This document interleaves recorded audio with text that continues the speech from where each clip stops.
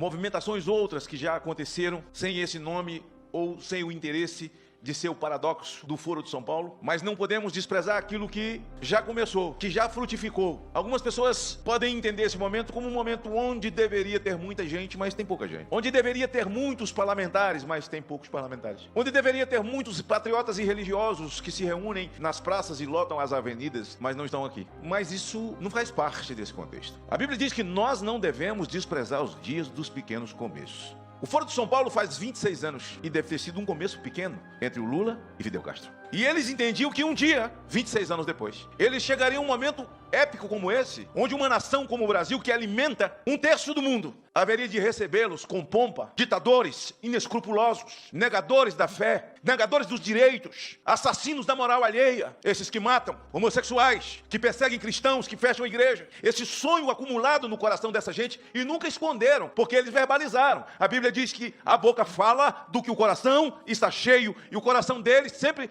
estiveram cheios de tudo isso que nesse momento eles realizam aqui com o suor do povo brasileiro, desde a água mineral que bebe, a hospedagem dos hotéis, os nossos policiais que são assalariados do nosso suor, a estrutura de governo que são desfrutadas nesse momento por ditadores tiranos, sanguinários, que matam e que idealizaram tomar e tornar uma América Latina de pedintes, de dependentes de cesta básica e dominados moralmente, psicologicamente e até religiosamente pelo Estado. Eu me lembro que quando eu fazia os meus enfrentamentos no início do meu mandato ou da minha vida, com as crenças que tenho hoje, o padre Kelmer, de quem me tornei amigo, por uma insistência dele, não é que eu não quisesse ser amigo, mas ele descobriu meu telefone faz um tempo, sim, e ele é chato pra caramba, ele fica insistindo em cima, e ele me chamando de Salvador, me chamando, eu sou padre aqui na Maré e tal, eu tenho aqui um candidato de direita, e eu atendi o padre. Quando esse padre vai parar, eu vou atender ele e ele vai parar. Eu atendi o padre, ficou pior, porque nós nos tornamos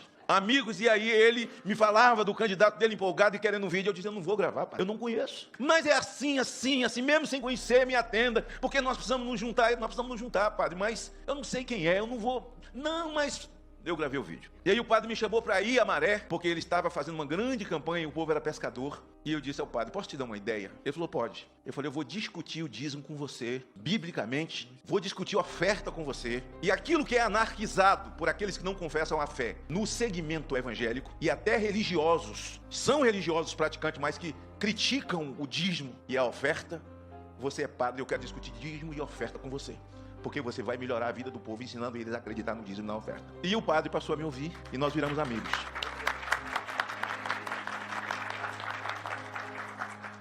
E vi no padre um conservador, consciente, corajoso, saindo em defesa de outros clérigos que colocavam-se à disposição do povo brasileiro de forma corajosa, pagando o preço de serem massacrados por bispos ideológicos, comprometidos com Lula e Maduro e companhia, mas alguns padres corajosos, um grupo de padres que não são ideológicos, são cristãos de fato. E aí, padre, eu volto na história para lembrar que essa defesa toda que eu estou dizendo que fazia, muito antes de tudo, a minha primogênita está ali. Quando eu levei os primeiros drogados para dentro de casa, as minhas filhas nasceram nos braços deles. Quando as pessoas achavam que aquilo era uma loucura, isso faz mais de 40 anos, era uma irresponsabilidade. Você tem um bandido dentro de casa, tirado de cadeia, mas que pela grade dizia a mim assim, eu quero mudar de vida, me ajuda. E eu ia atrás do juiz, ia atrás do promotor, pedir, solta esse cara que eu vou levar ele para minha casa. O juiz falava, mas você vai levar ele para sua casa? Eu dizia, vou. Ele quer mudar de vida. Então, prove Deus que na sua citação a minha primogênita estivesse ali. Foram eles que arrancaram os primeiros dentinhos, foram eles que ensinaram a andar de bicicleta, e lá se vai, 40 e tantos anos. E é o ar que nós respiramos, é a vida que nós levamos. A minha instituição, Projeto Vem Viver, não depende da Senad, Secretaria Nacional Antidroga. Não depende do governo do Estado do Espírito Santo. Não depende de ninguém a não ser de Deus, como foi nos primeiros dias. Nunca esperei que o prefeito, o governador,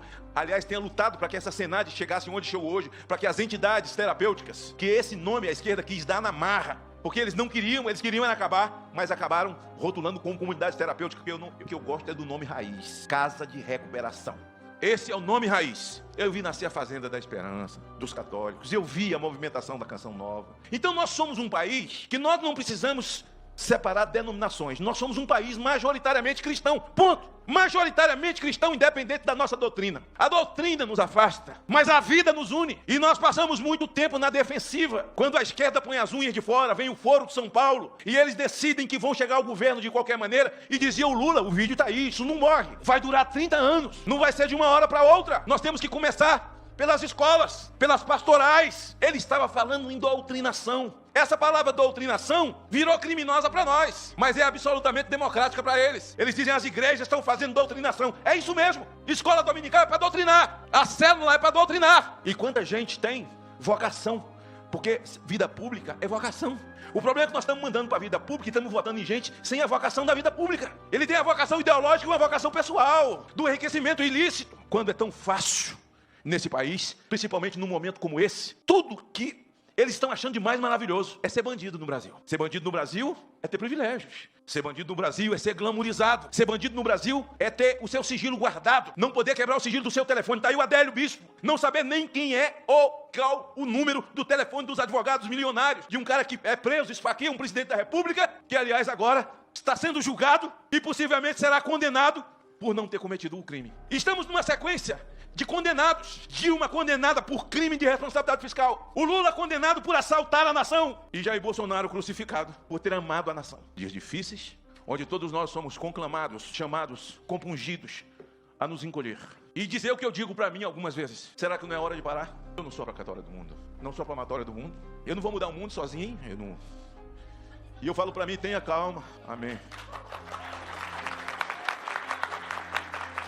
E eu sei que cada um de vocês, ao ver uma manchete, ao ler alguma coisa, comandante do PCC está solto, mandante absoluto foi transferido, mora em Brasília, todos nós corremos perigo, general. O crime compensa. Foi preso com 20 quilos de cocaína, 1 tonelada de cocaína, está solto e levou a cocaína junto. Foi preso roubando a padaria, entrou com processo contra o dono da padaria porque agrediu ele que ia roubar a padaria. Está solto e o dono da padaria vai ter que indenizar. Roubar um celular, isso é muito comum, dar um tiro na cabeça depois, mais comum ainda. A lei e a justiça, elas andam juntos como se fosse uma dupla sertaneja. Mas quando a lei se prostitui, é hora de fazer justiça. E quando a justiça falta, é hora de nós nos despirmos de tudo que somos e pensamos sobre nós mesmos e depender unicamente de Deus. A lei se prostituiu e não há justiça. Nós precisamos depender só de Deus. Sabe por quê? É essa boca que diz: não cai um fio de cabelo sem que tenha autorização do Senhor.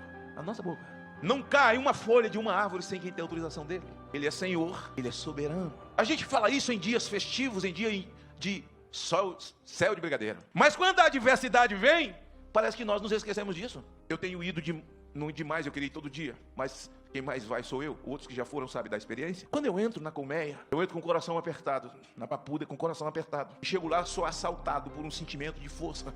Quando aquelas mulheres, você fala, elas são mais frágeis. A gente esquece que o útero é a diferença, porque é o ninho da vida, é onde começa a nossa luta. Nós só estamos aqui por causa do nascituro. Nós estamos reunidos aqui porque a força vem de quem não nos deixa desanimar. E quando eu saio de dentro da colmeia, saio de lá, assim dizendo, Deus, eu entrei aqui para trazer uma palavra, uma vida, uma esperança. E embora doídas, sofridas, num calabouço, elas exalam esperança, amor à pátria. Ao se despedir de mim, começa a cantar o hino nacional, parece que vai voar o teto da colmeia. Golpistas, terraplanistas, genocidas, e agora nós somos terroristas. Não vai colar.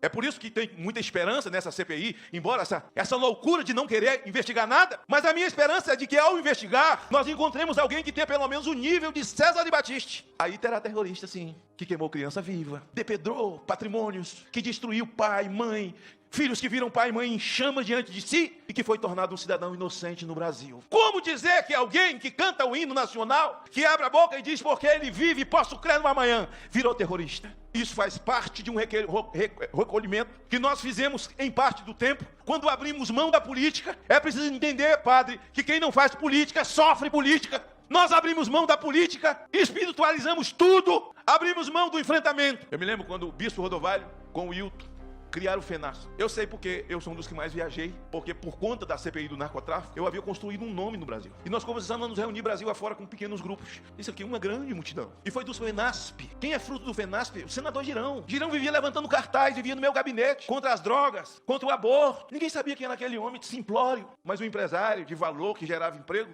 mas que tinha a sua alma posta na vida e no país, nos valores. Esse homem é fruto disso. E aí a gente vê essa geração Josué, essa geração Caleb, a geração Nicolas, André Fernandes. Essa geração hoje, que aí está o Jorge Seif, que para mim é uma grande surpresa na vida pública, no enfrentamento, sem medo. E nós precisamos, a partir de agora, politicamente, ter o complexo de Jorge Jesus, que foi técnico do Flamengo. Ele trouxe a linguagem de que eu tenho um time propositivo.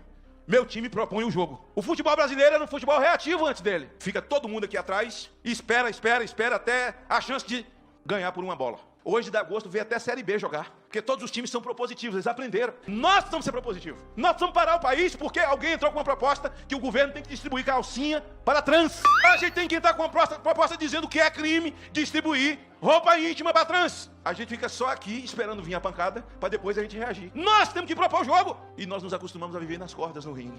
Politicamente, por amor à pátria, nós temos que levar a luta para o meio do ringue. Sem medo. Sem medo. Eles chegaram até aqui não porque são corajosos, é porque nós nos acovardamos. Essa sanha que hoje ocorre, esse autoritarismo, esse ativismo do judiciário do Brasil, ativismo judicial. Toda vez que eu vou a algum lugar, as pessoas falam, não toca nesse assunto. Se Pedro não tivesse morrido crucificado de cabeça para baixo, se Tiago não tivesse morrido arrastado pelas ruas, se Estevão não tivesse morrido apedrejado, se João Batista tivesse medo de perder o pescoço, nós não estaríamos aqui. Em nada tem problema a minha vida.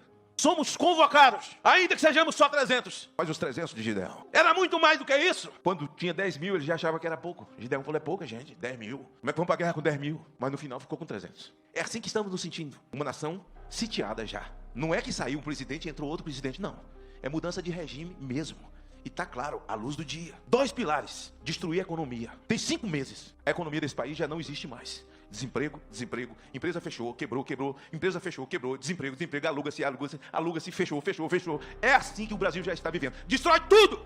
Esse ataque, esse desvio de atenção para o presidente do Banco Central, que traz equilíbrio à economia, é exatamente para buscar o restante, para poder zerar aquilo que ainda pensamos que vai voltar, que é o equilíbrio, através do Banco Central. Você zera isso, olha o calabouço fiscal do Haddad, que Lindbergh Farias, Lindbergh, ex-senador comigo, hoje deputado, disse que Haddad, o calabouço fiscal, tem parte com o capeta. Não foi eu que falei, não, foi o pastor Lindbergh. Tem parte com o capeta. Eu não acho que só o calabouço tem parte com o capeta, eu acho que tudo, sabe?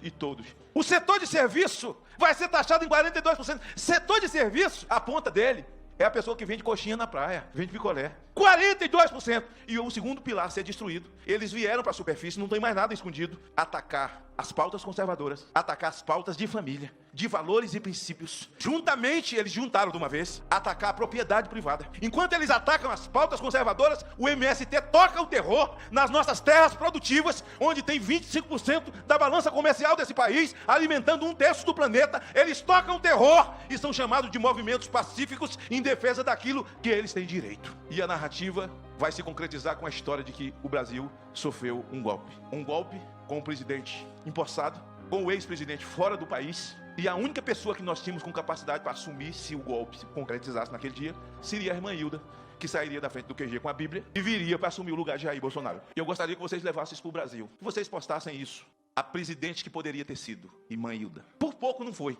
E eu tenho até alegria, viu, padre? A irmã Hilda faz um jejum toda semana dentro do meu gabinete. Ela passa o dia inteiro trancada numa sala lá, orando com outras mulheres. Porque a nossa luta é espiritual. Quando a palavra diz que a nossa luta não é contra sangue nem contra carne, é espiritual. Vocês precisam entender, e eu vou fechar sem dar nome aos bois. Quando a nossa luta é espiritual, sabe por que o diabo tem raiva de você? Tem raiva de mim? Tem raiva de você, padre? Porque o diabo é um espírito. E Deus é espírito, diz a Bíblia, e importa que seus adoradores o adorem em espírito e em verdade. Sabe por que ele tem raiva de mim? É porque Deus é espírito. O diabo é um espírito. E eu e você também somos, nós somos espírito. A quem Deus deu um corpo. O problema do diabo é que ele é um espírito sem corpo. E ele precisa de corpo para entrar.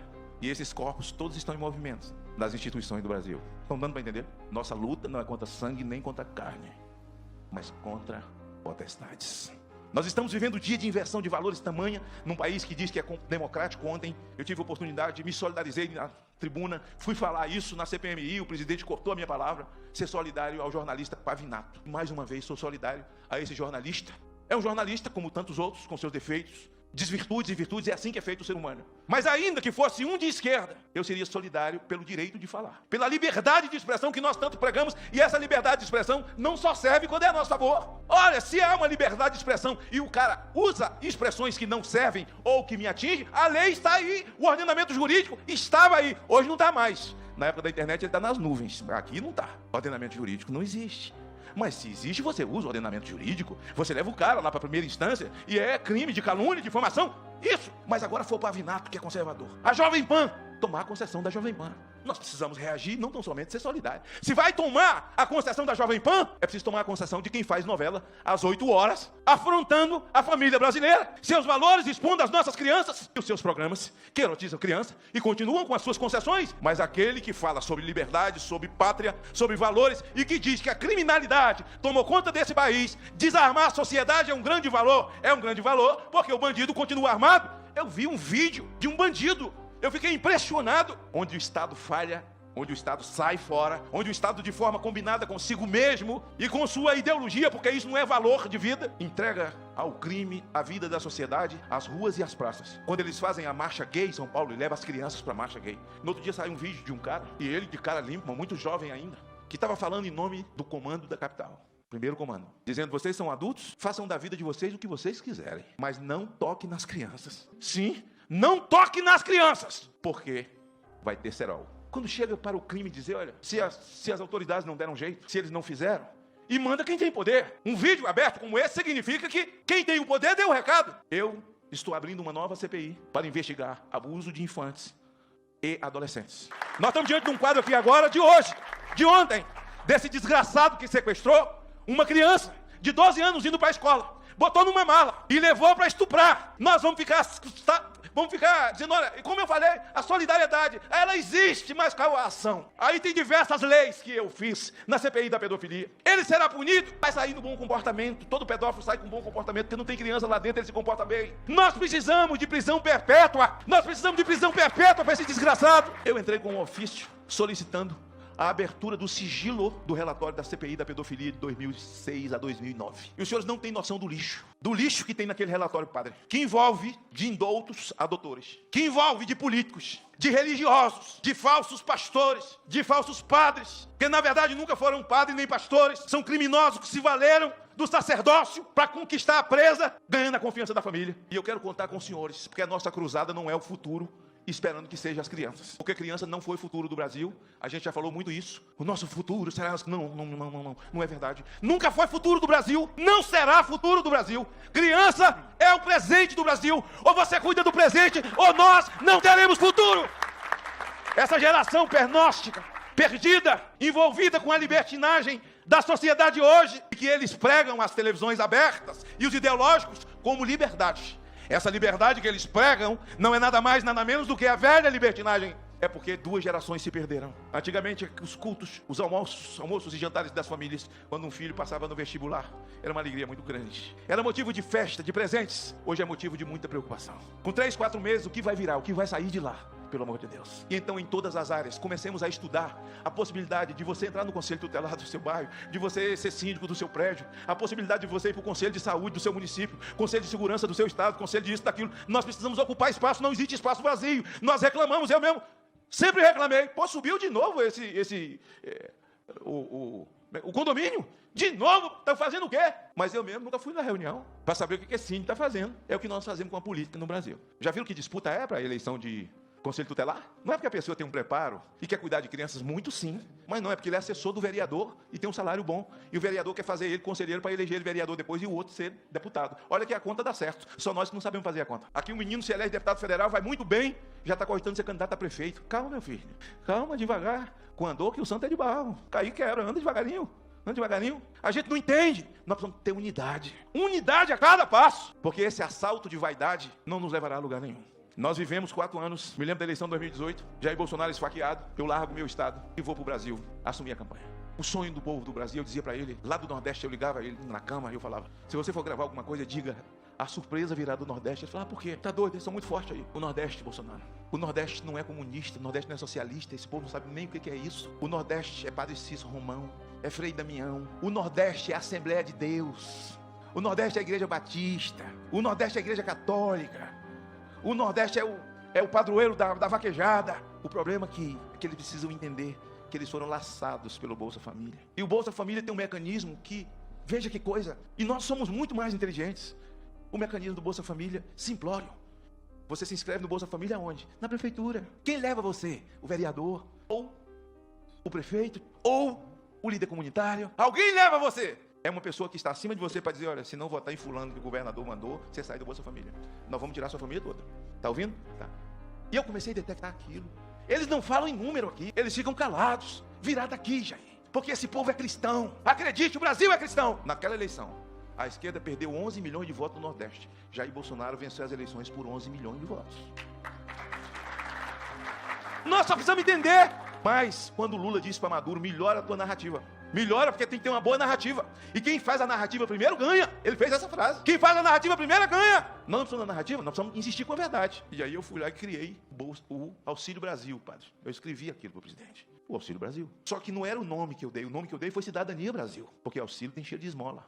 Tem cheiro de coisa que vai acabar. E as pessoas no Nordeste, no Sudeste, no Sul, no Sudoeste, no Norte, todas concordam com uma coisa. Jair Bolsonaro melhorou. Ninguém passou fome na pandemia. Ele segurou as pequenas empresas. Ele melhorou. O Auxílio Brasil, que já vinha do auxílio emergencial. O Auxílio Brasil foi para R$600. Foi Jair Bolsonaro. Mas eles não souberam apagar a memória afetiva do povo com o Bolsa Família. E eles diziam assim, Jair melhorou. Mas quem fez foi Lula. Jair melhorou. A afetividade. A afetividade estava onde? No gancho. E eles não souberam. Porque qual era o gancho? Quando eu crio o Auxílio Brasil, era exatamente para tirar as pessoas da prefeitura. Você se credencia não na prefeitura, no governo federal.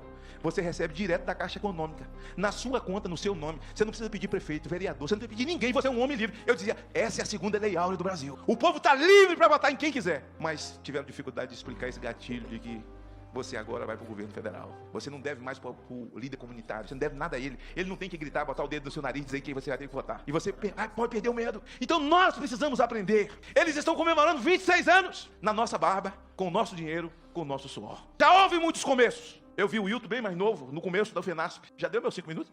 Eu não vi. Botaram aqui 100 minutos. Isso é coisa do padre. Isso aqui é amizade. A missão foi minha. Foi. A missão foi Não, minha. o padre está sem coragem agora, é? Agora ele não tem coragem, né? Hein? E nós precisamos entender unidade. A gente diverge doutrinariamente, claro, em outras ideias também. Mas a vida nos une. O nascituro nos une. Se você não sabe dizer a alguém porque você é conservador, se lembre que você nasceu.